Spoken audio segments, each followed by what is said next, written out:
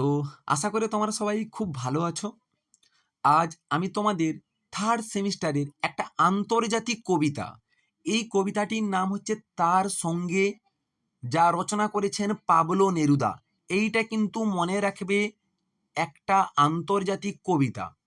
এই কবিতাটা তোমরা জাস্ট 8 থেকে 10 মিনিট আমাকে সময় দাও, কবিতাটা বুঝে নাও। আমি কথা দিচ্ছি কোনো প্রশ্নই তোমাদের অজানা থাকবে না।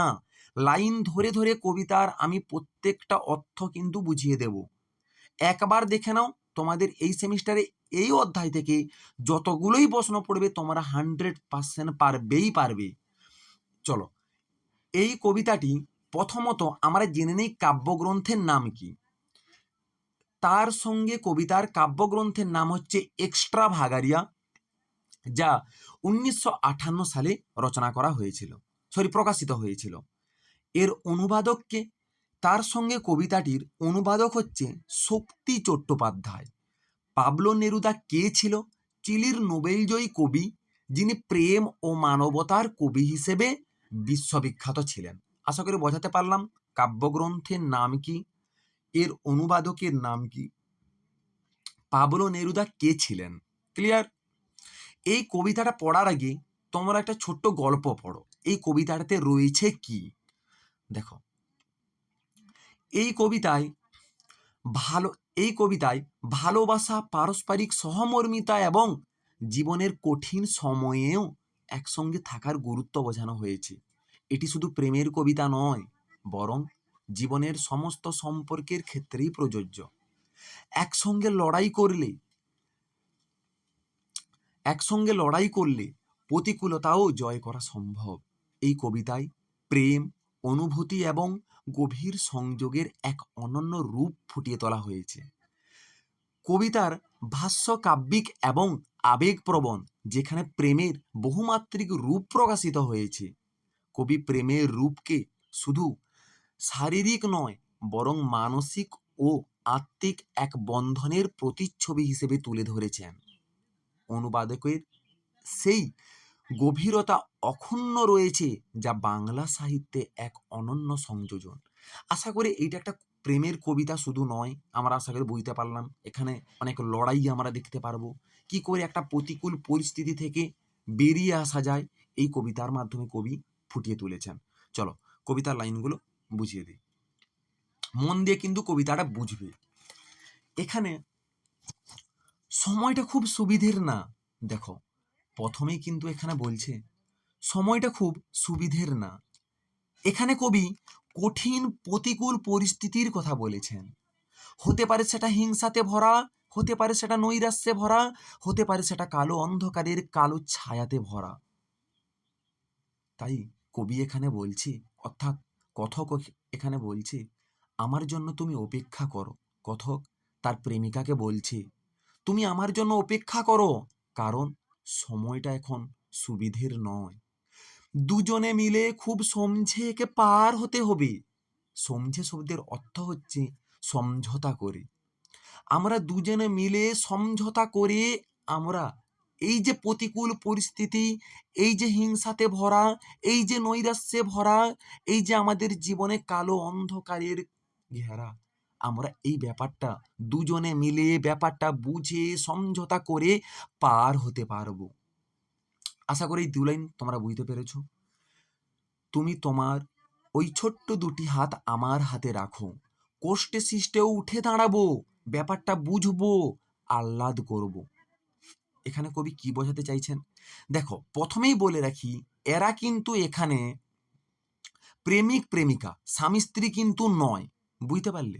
তাই কবি এখানে বলছে, আমরা একে অপরের হাত ধরলে, ভালোবাসার বন্ধনে আবদ্ধ হতে পারলে পরিশ্রম, দুঃখ, যন্ত্রণাকে অতিক্রম করতে পারবো এবং কষ্টে সৃষ্টে মাথা উঁচু করে দাঁড়াতে পারবো।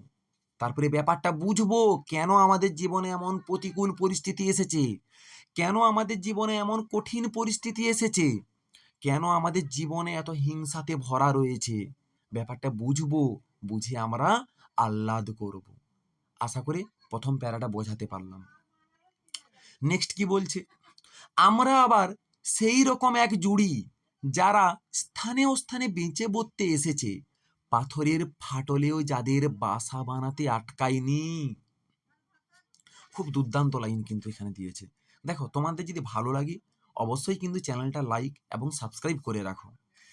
দেখো কি বলছে, আমরা এমনই এক প্রেমিক যুগল, এখানে প্রেমিক যুগল, এখানে যুগল বলতে কি, যুগল মানে হচ্ছে এখানে প্রেমিক প্রেমিকা বা কাপল বা জুড়ি, তোমরা যা খুশি তোমরা ভাবতে পারো। আমরা এমনই এক প্রেমিক যুগল বা জুড়ি যারা অতীতে বহুবার প্রতিকূলতার বিরুদ্ধে লড়াই করে বেঁচে এসেছি।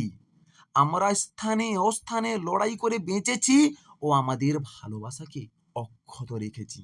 কবি এখানে বলছে আমরা সেই রকম এক জুড়ি, আমাদের ভবিষ্যতে আমাদের অতীতে এমন ঘটনা বহুবার ঘটেছে, আমাদের আগেও এমন কঠিন পরিস্থিতির মোকাবিলা করতে হয়েছে, এমন প্রতিকূলতার পরিস্থিতি এসেছে, এমন হিংসাতে ভরা আমাদের বহু জীবন এসেছে, কিন্তু আমরা আমাদের ভালোবাসাকে অক্ষত রেখেছি।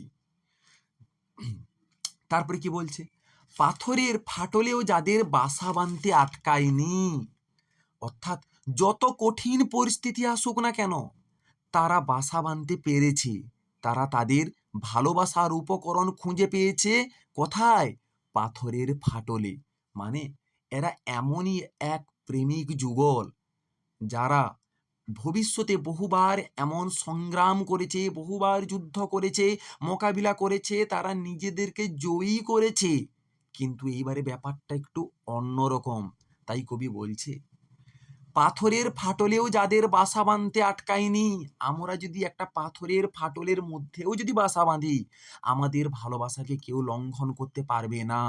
আমাদের ভালোবাসা অমর, আমাদের ভালোবাসা অমরত্ব থাকবে। আশা করি বোঝাতে পারলাম। নেক্সট, তারপরেই কবি আবার বলছে সময়টা মোটেই সুবিধার না, রোসো আমার জন্য দাঁড়াও, কাকে ঝুড়ি নাও, শাবল নাও, জুতো পরো, কাপড় চোপড় সঙ্গে নিয়ে যাও, যা পারো। কবি এখানে বলছে সময়টা খুবই প্রতিকূল পরিস্থিতি, খুবই কঠিন, প্রতিবারের মতো এইবারের ব্যাপারটা একটু অন্যরকম। রোসো, থামো, আমার জন্য দাঁড়াও, হঠকারী সিদ্ধান্ত নিও না, আমার জন্য তুমি দাঁড়াও, কাকে ঝুড়ি নাও, শাবল নাও, জুতো পরো, কাপড় চাপড় সঙ্গে নিয়ে যাও, যা পারো। কবি এখানে বা কথক এখানে তার প্রেমিকাকে প্রস্তুত থাকার কথা বলছে। সময়টা প্রতিকূল, নিজেকে সংগ্রামের জন্য প্রস্তুত রাখো, যে কোনো পরিস্থিতির জন্য নিজেকে প্রস্তুত রাখো। তাই জন্যই কথক তার প্রেমিকাকে বলছে কোমরে কি নেওয়ার কথা বলছে এখানে, কোমরে ঝুড়ি নাও, শাবল নাও, জুতো পরো, কাপড় চাপড় দৈনন্দিন জীবনে যা প্রয়োজন সমস্ত জিনিস তুমি গুছিয়ে রাখো, নিজেকে প্রস্তুত রাখো, নিজেকে সংগ্রামের জন্য প্রস্তুত রাখো, কারণ যে কোনো পরিস্থিতির জন্যই তুমি নিজেকে প্রস্তুত রেখো। আশা করি এই তিনটা লাইন বোঝাতে পারলাম। কি বলছে তারপরে, এখন আমাদের একে অপরকে লাগবে, শুধু কারেনশন ফুলের জন্য না, মধু তালাশের জন্য না, আমাদের দুজনের হাতগুলোই লাগবে ধুয়ে মুছে আগুন বানানোর জন্য। খুব দুর্দান্ত লাইন লিখেছে। দেখো এখানে কারেনশন ফুল কি, এটি হচ্ছে এক ধরনের গোলাপি রঙের ফুল, এটা হচ্ছে বিদেশি ফুল কিন্তু, বুঝতে পারলে। আর এখানে মধু তালাশ বলেছে না, তালাশ শব্দের অর্থ হচ্ছে খোঁজা। তাই এখানে বলছে আমাদের একে অপরকে লাগবে প্রেম, ভালোবাসা, কামনা, বাসনা, শারীরিক চাহিদা পূরণের জন্য নয়, আমাদের একে অপরের হাত দুটো লাগবে ধুয়ে মুছে আগুন জ্বালানোর জন্য, অর্থাৎ সংগ্রাম করার জন্য। তাহলে কবি এখানে বলছে আমাদের একে অপরকে লাগবে শুধু কারেনশন ফুলের জন্য নয়, মধু তালাশের জন্য নয়, শারীরিক চাহিদা পূরণের জন্য নয়, কামনা বাসনার জন্য নয়, আমার কি লাগবে, তোমার হাতগুলো লাগবে। কিসের জন্য? ধুয়ে মুছে আগুন বানানোর জন্য, সংগ্রাম করার জন্য, বিপ্লবে নামার জন্য, আমাদের ভালোবাসাকে অমর রাখার জন্য। আশা করি বোঝাতে পারলাম। লাস্ট এবারে কবিতার দুটো লাইন কি বলছে, এই যে সুবিধের নয়, এই যে সুবিধের নয়, সময়টা মাথা যতই উঁচু করুক আমরা আমাদের চার হাত চার চোখ একে জুজবই। এখানে জুজবই শব্দের অর্থ হচ্ছে বুঝবো। দেখো এখানে কি বলতে চাইছে, সময়টা খুবই প্রতিকূল, সময়টা নৈরাশ্যে ভরা, সময়টা হিংসাতে ভরা, অন্ধকারের কালো ছায়াতে ভরা। এরা যতই মাথা তুলে দাঁড়াতে চাক না কেন, আমরা আমাদের 4 হাত 4 চোখ একত্রিত করে ব্যাপারটা বুঝবো এবং আমরা আমাদের ভালোবাসাকে অক্ষত রাখবো। তাই কবি এখানে বলেছেন, সময়টা যতই খারাপ হোক, যতই কঠিন হোক না কেন, আমরা আমাদের 4 হাত 4 চোখ দুজনের একত্রিত করে আমাদের ভালোবাসাকে অক্ষত রাখবো।